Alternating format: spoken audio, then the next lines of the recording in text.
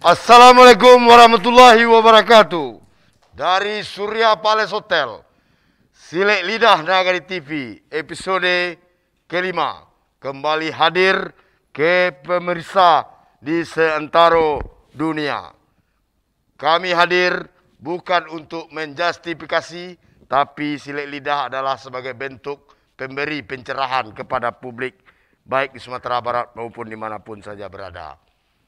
Hari ini Silek Lidah mengangkat sebuah tema, siapkah kita untuk pendidikan tatap muka? Bersama kami hadir para pendekar-pendekar Silek Lidah yang tidak asing lagi dalam persoalan topik ini. Yang paling kanan kami yaitu Bapak Dr. Andani Eka Putra, Kepala Laboratorium Fakultas Kedokteran Universitas Andalas, staf ahli Menteri Kesehatan. Selamat malam Pak Dr. Andani. Orang yang paling ditunggu setiap analisis yang keluar dari suara Pak Andani Eka Putra ini. Kemudian ada wakil rakyat kita, anggota DPRD Sumatera Barat, Ketua Komisi 5 DPRD Sumatera Barat, Bapak Muklis Yusuf Abid, STMM. Selamat malam Pak. Yang selama ini kami kenal cukup intens untuk mengoreksi persoalan-persoalan tentang COVID-19 dan terus mengatakan persoalan hoax lebih mendominan di COVID-19 ini. Kemudian orang kampung saya yang saya kenal dengan nama Sukri Umar, SPT MSI, Datua Padobasa, merupakan wartawan senior dan juga sekarang termasuk Dewan Pendidikan Sumatera Barat. Dan yang terakhir adalah Sang Swaber 6001 yang saya kenal, yaitu Dr. Farhan Abdullah, SP THTKL. Selamat malam, Dokter, Pak Kolonel. Inilah Silek Lidah episode kelima yang akan kita bahas dalam persoalan siapkah kita untuk pendidikan tatap muka. Pro kontra terhadap pendidikan tatap muka selalu muncul karena persoalan Sumatera Barat atau Indonesia bahkan dunia masih pandemi. Apakah kesiapan ini bisa terwujud ataukah tidak, dan bagaimana mengantisipasinya ketika pendidikan tatap muka ini harus dilaksanakan. Selain itu, persoalan generasi di era pandemi ini juga sering curhat para orang tua siswa bahwa akan melahirkan generasi-generasi bodoh atau bagaimana katanya, yang penting tidak memahami pendidikan daring, terutama anak-anak di usia dini sekolah dasar. Mungkin kita langsung saja dengan headline. Ini sudah terlalu lama, kondisi psikologis anak kita dan cognitive learning loss anak kita sudah terlalu kritis. Kita harus secepat mungkin membuka dengan protokol kesehatan yang ketat. Pro dan kontra terhadap pendidikan tatap muka selalu menjadi perdebatan yang tidak berujung. Melihat kondisi psikologis dan cognitive learning loss pada anak-anak yang sudah sangat kritis, Mendikbudristek Nadiem Makarim akhirnya menyebutkan bahwa pembelajaran tatap muka terbatas dapat dilaksanakan mulai semester gasal tahun akademik 2021-2022. Menimbang kondisi yang masih belum kondusif, keputusan ini diikuti dengan aturan penerapan protokol kesehatan yang ketat, serta ketentuan yang wajib diikuti instansi maupun pelajar dan mahasiswa. Kita memperkuat jaringan-jaringan yang ada. Yang headline-nya, dan kita melihat kepada kondisi Padang atau Sumatera Barat, saya lebih cenderung pemantik diskusi kita ini kita berikan kepada Datuk Padobasa sebagai orang yang independen yang akan mengungkap bagaimana PTM ini siapkah atau masih harus ditunda dulu di Padang khususnya atau Sumatera Barat umumnya. Silakan Tuk.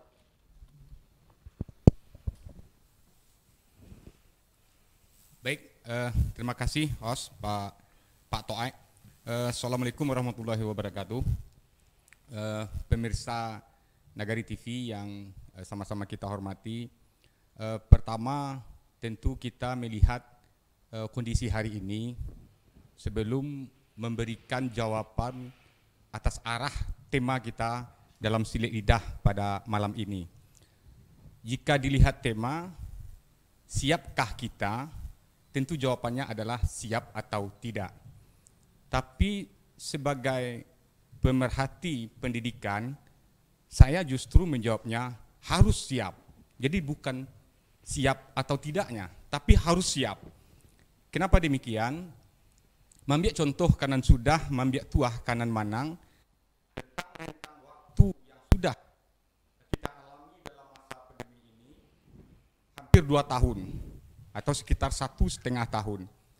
Tentu seluruh komponen bangsa, seluruh komponen pendidikan merasakan bagaimana plus dan minusnya proses waktu yang kita jalani tersebut. Terlepas dari kondisi hari ini, kita melihat bahwa ada semacam keirian kita, iri dalam arti positif. Ketika negara-negara lain sudah melakukan kegiatan-kegiatan yang bersifat terbuka, kita lihat misalnya liga-liga internasional sudah berjalan, bahkan mereka tanpa masker ketika menyaksikan pertandingan kelas dunia itu. Ini kan membuat kita iri.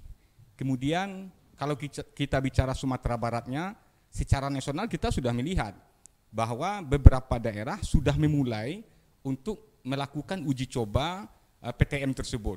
Katakanlah Jakarta, sejak 1 Agustus itu sudah dimulai. Nah tentu ini membuat iri dalam tanda kutip kita yang ada di Sumatera Barat. Persoalannya adalah tentu kita tetap mengacu pada regulasi dan aturan yang berlaku di Republik ini.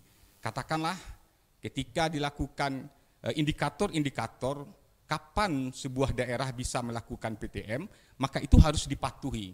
Nah kata-kata harus dipatuhi, tentu seluruh indikator itu harus kita penuhi.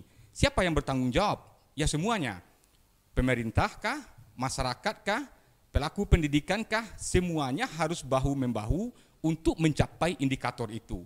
Misalnya kita katakan bahwa PTM itu bisa dilakukan ketika kita tidak lagi pada level 4, kalau sudah level 3. Nah, ketika kita belum mencapai level tersebut, maka semua pihak harus melakukan upaya untuk mencapai level yang memungkinkan kita sudah mulai dibolehkan untuk PTM.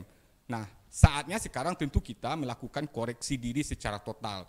Apakah selama ini seluruh komponen yang ada di daerah ini sudah melakukan kegiatan untuk mengejar target indikator itu secara bahu-membahu, sudah melakukan kolaborasi yang luar biasa, atau baru sekedar melakukan hal yang rutinitas saja. Nah, ini kan perlu dievaluasi secara bersama. Kita tidak menyalahkan siapa yang kurang dalam actionnya atau siapa yang berlebih dalam actionnya. Tidak perlu seperti itu. Lakukanlah evaluasi, jangan ada lagi ego sektoral. Jangan ada lagi yang menyatakan atau merasa dirinya yang paling penting. Tapi untuk menuju adanya dilaksanakan PTM itu tentu harus bahu-membahu. Saya katakan harus dilakukan, kenapa? Karena tadi dalam headline kita lihat betapa mirisnya kita merasakan dampak dari PPKM ini. Bagaimana anak-anak kita belajar di rumah, baik itu mulai dari tingkat TK, SD, SMP, SMA, bahkan perguruan tinggi. Para dosen pun mengeluh dengan kondisi yang ada pada hari ini, karena proses pembelajaran tidak berlangsung dengan maksimal. Di SD misalnya, di SMP seperti itu juga. Hanya proses pendidikan yang berlangsung. Tapi proses edukasi antara guru dengan siswa itu tidak berlangsung dengan baik. Oke, Mak Datua, tahan dulu. Mungkin saya langsung ke Pak Farhan, udah kolonel. Mohon digali, karena saya tahu betul Pak Farhan sangat intens mengatakan PTM ini tunda dulu, jangan sekolah dulu sebelum pandemi ini hilang. Ini prosesnya gimana? Terima kasih Adinda Toek. ya semua pemirsa TV Negari yang menonton ke acara ini, Silik Lidah. Saya dari awal ya terdengar PTM di Padang atau Sumatera Barat khususnya, saya waktu itu bersuara ya. Selagi ya PPKM tidak berada pada level aman, artinya seperti yang kita ketahui PPKM level 4 di Kota Padang, artinya ada ketentuan-ketentuan dari Inmendagri yang menyatakan pada suatu daerah PPKM level 4 kegiatan PTM atau luring ditunda dulu sampai situasi itu berada pada posisi aman. Tapi kita juga melihat ya keinginan para orang tua murid. Saya sendiri di keluarga kecil saya ada beberapa sepupu ponakan yang juga terpapar. Tapi kami memberikan suatu apresiasi. Kenapa? Karena kita di sini memang punya daya tahan tubuh ya yang kadang-kadang bersifatnya pribadi ya. Seandainya dilakukan juga PTM ya pada saat level 4 ini, saya selalu berbicara, sudah siapkah kita menunggu ledakan kasus COVID-19 di daerah kita ini? Tapi hari ini kan Padang level 3. PPM level 4. PPKM level 4. Ya, Padang level 4. Padang. Nah, karena kalau tidak kita siapkan, kita akan kejadian lagi seperti Juli dan Agustus kemarin. Artinya proses di hilir kita pasti keteteran. Nah, dan kita tahu kemarin memang 2000-an orang, sekian persen mungkin kecil ya, 2,38%. Tapi itu kan nyawa manusia semua. Nah, jadi yang saya harapkan mudah-mudahan karena penilaian secara kasat mata, saya lihat memang COVID-19 di Sumatera Barat atau Padang khususnya sudah landai. Tapi capaian vaksinasi dan prokes masih tetap abai. Tahan dulu Bang Farhan. Bang Farhan ini termasuk yang menginspirasi saya tentang nyawa rakyat hukum tertinggi ya. Keselamatan manusia adalah hukum tertinggi. Mungkin Pak Wakil Rakyat kami terkait dengan kesiapan ini, Abang yang melihat bagaimana ini? Apakah ada solusi atau edukasi dari DPRD Sumbar terhadap para pemangku kepentingan, terutama Dinas Pendidikan dalam menyambut PTM di PPKM level 3 atau level 2 ini? Baik, terima kasih. Assalamualaikum warahmatullahi wabarakatuh. Bung Toik yang membawa acara ini kita apresiasi betul untuk penyampaian pesan ini kepada masyarakat Sumatera Barat. Kami dari sudut pandang DPR itu cukup konsen dengan Pak Dr. Andani. Ini komentar kita terhadap COVID luar biasa. Kita tahu pertanyaan siap atau tidak kita untuk luring. Saya malah harus siap. Tidak ada kata tidak siap. Kenapa? Melalui evaluasi kami di DPR, belajar daring itu ada beberapa hal yang sangat tidak bisa dicapai oleh anak-anak kita. Pertama yaitu pendidikan formalnya juga tidak bisa maksimal ditampung. Kedua, non formalnya yaitu perilaku anak-anak kita kalau tidak ada tatap muka itu mungkin kita akan ragukan. Ini mungkin Pak Sukri selalu pengamat pendidikan. Mereka dengan berada luring atau daring di rumah tanpa harus ada guru di depannya. Bahkan gurunya pun mungkin tidak siap mengadakan daring, mungkin dalam keadaan posisi seperti apa, di rumah tangganya mungkin dalam keadaan enggak pakai baju seragam, tidak dalam keadaan siap mengajar, memberi pelajaran kepada anak-anak. Nah ini sangat merugikan kepada anak didik kita, kualitas pendidikannya juga nanti. Perilaku terutama anak murid juga tidak ada takutnya kepada orang tua atau pada murid. Yang lebih ini lagi yaitu kondisi orang tua para murid ini yang tadinya mereka bekerja kedua-duanya dari pagi sampai sore, anaknya dipercayakan kepada sekolah untuk dididik oleh sekolah. Saat ini anaknya ada di rumah.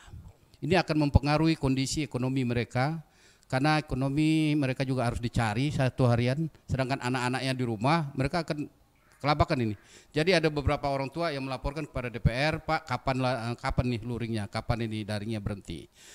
Saya bilang kita dari DPR konsentrasi sekali kepada pemerintah daerah termasuk Satgas Covid supaya PPKM ini bisa berakhir di Sumatera Barat. Ada 2 sektor. Menurut Dr. Anadi itu prokes kita harus jalankan, vaksin harus kita selesaikan. Ya, tahan dulu Bang. Kita mungkin akan menggali lebih dalam nanti Bang tentang yang jelas. Semangat abang itu, ayo PTM, prokes ingat. Dan kepada Bang Adani mungkin di sesi setelah break ini kami beri waktu seluas-luasnya untuk menggali persoalan kesiapan Sumatera Barat atau Kota Padang untuk pembelajaran tatap muka. Kita break sejenak dari Surya Palace Hotel Handai Pedis.